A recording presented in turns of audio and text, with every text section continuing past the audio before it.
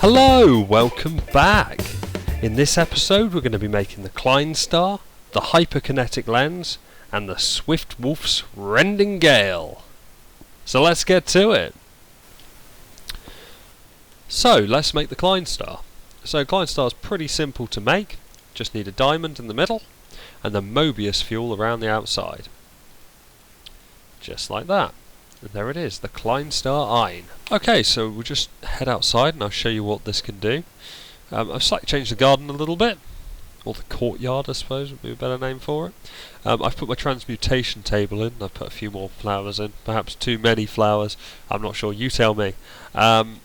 Let's just go to the transmutation table then. And what you need to do is you need to put it in the left. And then what we can do is we can charge it up with the MC. So you see as I'm dropping these Mobius fuels in here, it's charging it up. Now all the Klein Star is basically a battery for EMC.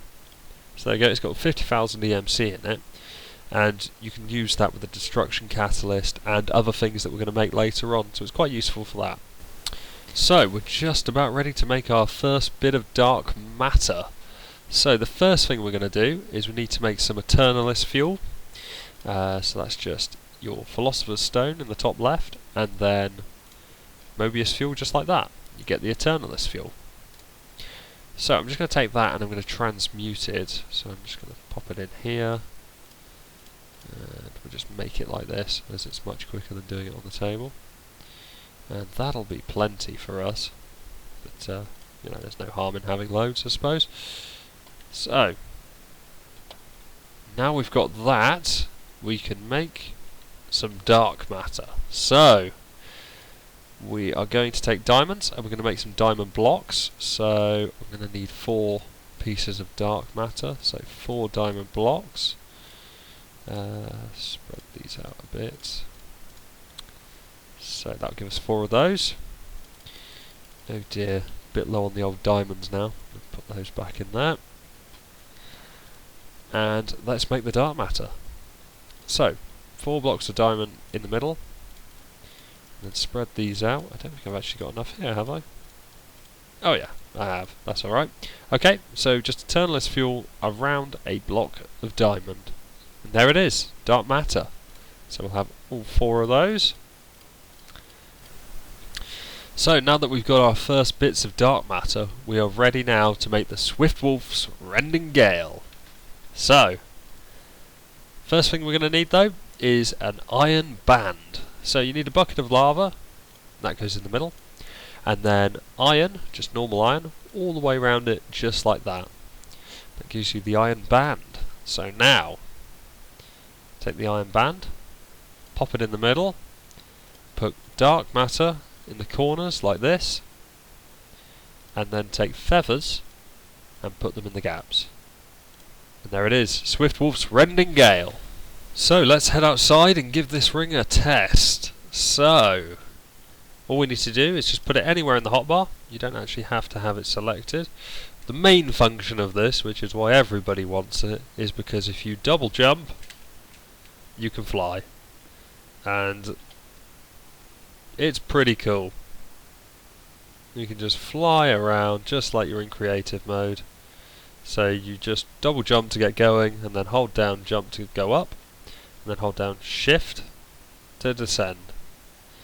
It also negates all fall damage, but we've got the quantum armor anyway, so it doesn't actually matter. So we can just whip around. So it's pretty damn good. So I've just waited until it got dark so I could show you a few of the other features of this ring.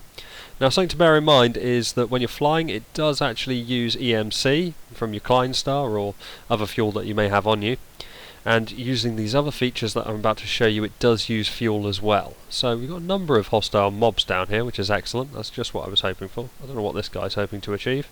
He's trying to jump to me. So if we just right click with it, it sends out a little whirlwind which will chuck our enemies into the air.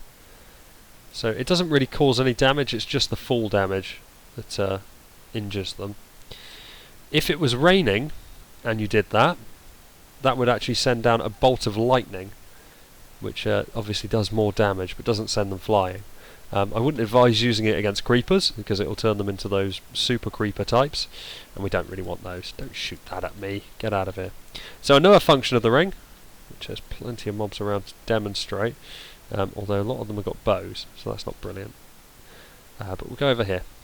So what we can do is if we press C, this will actually create like a force field around us, and you see we can actually push the mobs away and they can't actually get close, which is a very useful technique. I mean, sure, with these guys with bows it's not brilliant, but like the rats there that can't get close to me, and then you can send them flying and get rid of them all. Just get rid of everybody. So it's pretty good. I mean, it's not the most offensive weapon, but it is quite good as a defensive weapon. So we're going to give this setup a little bit of an upgrade now. Now we're not actually going to upgrade the energy collectors. What we're going to do is just put some glowstone around here. So these will always run at maximum efficiency come rain or shine, day or night. Now we don't need to put glowstone on every single bit.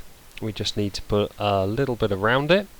So we'll do that now. Oh, also another thing is somebody pointed out that you don't actually need to place blocks in order to place blocks next to these. If you hold down shift, you can place a block straight on it. So that's extremely helpful and should speed us along really well. So I'm just going to put them in all the corners like this. Go all the way round and do the same. Whoops. On all of those. So there's that bit. And then I'm just going to put them in the gaps here. So there and there. There. And there.